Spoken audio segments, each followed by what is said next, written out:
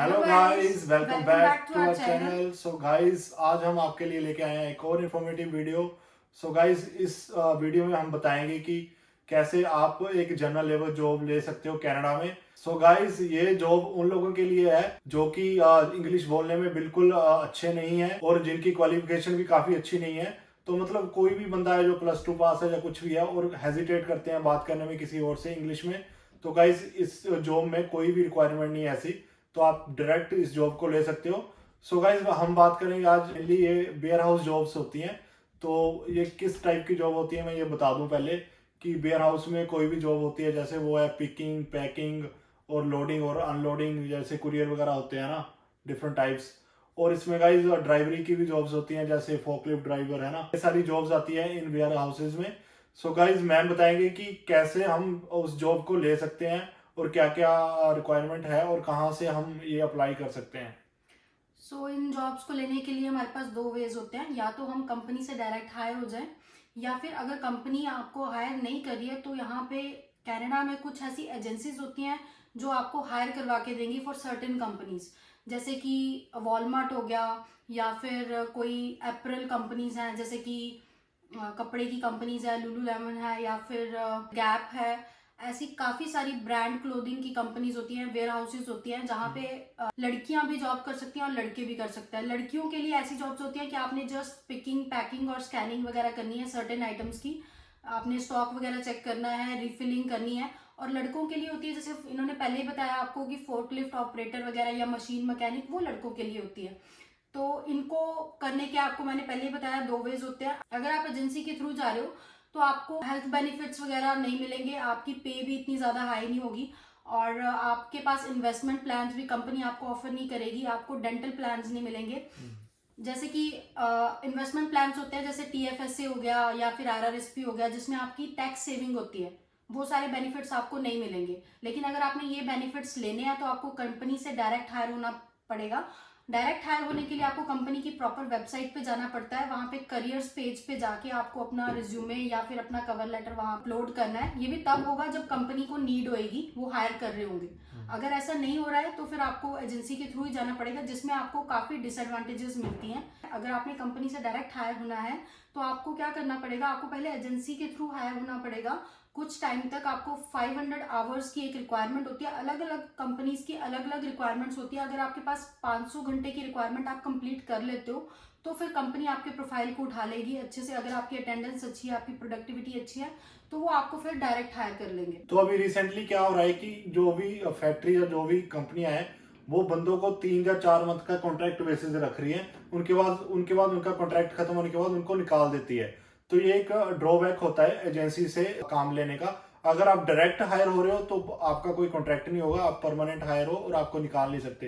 तो एजेंसी का एक डिसएडवांटेज भी है और एडवांटेज ये है कि मतलब एकदम से आप जॉब ले सकते हो।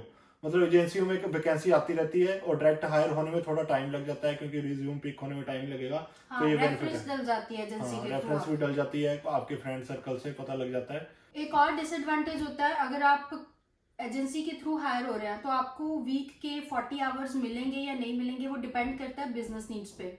आपको उससे कम आवर्स भी मिल सकते हैं, तो आपका ज़्यादा पे आपको नहीं प्रोवाइड की जाएगी अगर आप एजेंसी के थ्रू हायर होते हो। लेकिन यहीं अगर आप कंपनी के थ्रू हायर हो रहे हो तो फिर आपको 40 आवर्स की वीकली पे मिलेगी मिलेगी, दैट इज अश्योर्ड। चाहे कंपनी के पास काम नहीं है, आपको जल्दी घर भेज रहे हैं, या आपकी 8 घंटे की एक डे की शिफ्ट नहीं लगवा रहे हैं, 10 घंटे की या 12 घंटे की, जितनी भी वहाँ पे शिफ्ट होती है, वो आपको एक पर्टिकुलर वीकली जो आपकी इनकम बनती है वो आपको आएगी आएगी। तो ये बेनिफिट होता है डायरेक्ट हायरिंग का। तो इसमें मैं बता दूं कि मैम कहना चाह रहे हैं कि मतलब जो एजेंसी होती है वो बंदों को तभी बुलाती है जब कंपनियों को एक्स्ट्रा वर्कर की जरूरत होती है। तो मान लो कि अगर पीक सीजन आ गया, मतलब दिसंबर जनवरी में इनका पीक सीजन होता है, तो उस टाइम काफी ज्यादा डिमांड होती है क्लोथिंग की, या अलग अलग चीजों खरीदते हैं यहाँ पे। तो उस टाइम इनको ज्यादा वर्कर चाहिए होते हैं, तो उस टाइम पे भी ये पे भी ज्यादा करते हैं और बंदों को बुलाते भी है। जब वो पीक सीजन निकल जाता है तो वो उनको निकाल देते हैं, कॉन्ट्रैक्ट बेसिस रखते हैं फिर निकाल देते हैं। तो ये फायदा भी है इस चीज का और नुकसान भी है। फायदा ये है कि मतलब आपको पे ज्यादा मिलेगी, नुकसान ये है कि आपको निकाल देंगे बाद में एजेंसी के थ्रू अगर आप जा रहे हो। पे भी ज्यादा तब मिलेगी अगर आप पीक सीजन में हायर हो रहे हो। अगर आप जनरल सीजन में हायर हो रहे हो तो आपकी पे डायरेक्ट हायर हुए बंदे से कम ही होगी। और पीक सीजन होता है इसका सितंबर के बाद है ना? सितंबर टू नवंबर एंड दिसंबर तक, दिसंबर क्रिसमस तक। इवनिंग तक, या उसके बाद न्यू ईयर तक, और उसके बाद फिर धीरे धीरे ग्रोथ कम होनी शुरू हो जाती है और company। गाइस दिसंबर के बाद काम मतलब बिल्कुल कम डाउन चला जाता है, और दिसंबर से मार्च के बीच में जॉब्स लेना काफी डिफिकल्ट है कनाडा में। तो मेक श्योर कि अगर आप आ रहे हो जनवरी बैच छोड़ के, अगर आप सितंबर बैच में आ रहे हो ना, तो बेटर है कि सितंबर बैच में आओ। तो उसमें आपकी जॉब मिलने की प्रोबेबिलिटी ज्यादा है एज कम्पेयर टू जनवरी इनटेक में। तो सितंबर intake is best for you guys. बाकी अगर आपको कंपनी ने हायर करना है तो वो भी कंपनी डिसाइड करती है। तो मेरा टिप यही है कि अगर आप एजेंसी के थ्रू भी हायर होते हो तो आपको होपफुल रहना है, आपको अपनी कंटिन्यूटी मेंटेन करनी है, अटेंडेंस अच्छी रखनी है, अपनी प्रोडक्टिविटी अच्छी रखनी है, आपका प्रोफाइल, आपकी हर चीज़ वहाँ पे रिकॉर्ड हो रही होती है। अगर आपका एक जेन्युइन प्रोफाइल है तो डेफिनेटली वो आपको हायर करेंगे ही करेंगे after some period of time, चाहे वो 6 मंथ्स के हो चाहे 7 मंथ्स के हो, लेकिन उसके बाद वो आपको हायर करेंगे। तो यहाँ पे एक और बात कर दूं कि पे रेट क्या चल रहा है अभी टाइम। तो 15.5 15.50 तो बेसिक पे है, तो मतलब 16 या 16.5 से हर वेयर हाउस तो दे ही रहा है मिनिमम।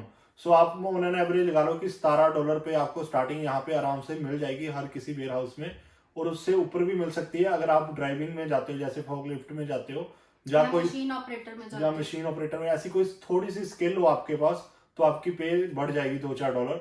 तो इस बातों का ध्यान रखना गाइस। ऐसा नहीं है कि अगर आपके पास अच्छा प्रोफाइल नहीं है तो आप अच्छा अचीव नहीं कर पाओगे यहाँ पे।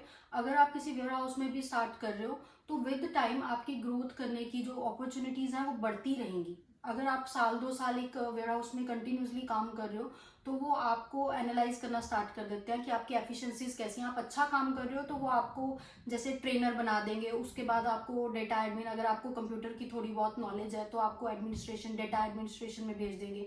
अगर आपको बिल्कुल भी नॉलेज नहीं है कंप्यूटर्स वगैरह की तो फिर वो आपके वर्क एक्सपीरियंस को काउंट करेंगे। 3 से 4 साल के एक्सपीरियंस के बाद वो आपको टीम लीड वगैरह बना देते हैं, उसके बाद सुपरवाइजर बना देते हैं। तो आपको घबराने की ज़रूरत नहीं है कि हाय मेरे को इंग्लिश नहीं आती है, या मेरा पीछे होम टाउन में कोई एक्सपीरियंस रेलिवेंट नहीं है, मुझे जॉब नहीं मिलेगी, मैं सर्वाइवल कैसे करूँगा। तो कनाडा जो है वो आपको काफ़ी अपॉर्चुनिटीज़ देता है हर फील्ड में ग्रो करने की। तो हर एक यहाँ की एक खास बात यही है कि हर पर्सन के पास इक्वल अपॉर्चुनिटीज़ होती हैं ग्रो करने की, अच्छा कमाने की, अपने पैरों पे खड़ा होने की, स्टेबल होने की।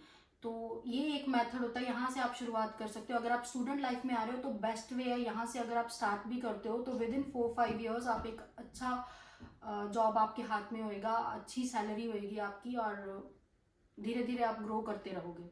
तो गाइज ये है कि मेन मेन हमारा मकसद ये था बताना आपको कि आपके पास चाहे इंग्लिश अच्छी नहीं है, चाहे आपकी क्वालिफिकेशन अच्छी नहीं है, बट आप एज ए जनरल लेबर भी काम करना स्टार्ट करते हो ना, तो 4 या 5 साल के बाद आप अपने आप को सुपरवाइजर की पोस्ट पे भी देख सकते हो।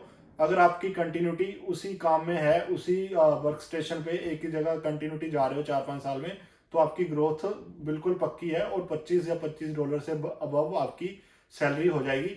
तो ये काफी अच्छी बात है आपके लिए भी। गाइस घबराना बिल्कुल नहीं है अगर इंग्लिश अच्छी नहीं है, विद टाइम आपकी इंग्लिश अच्छी हो जाएगी। जैसा एनवायरनमेंट होता है वैसी बंदे की डेली रूटीन भी अच्छी हो जाती है, और इंग्लिश भी धीरे धीरे अच्छी होती जाती है।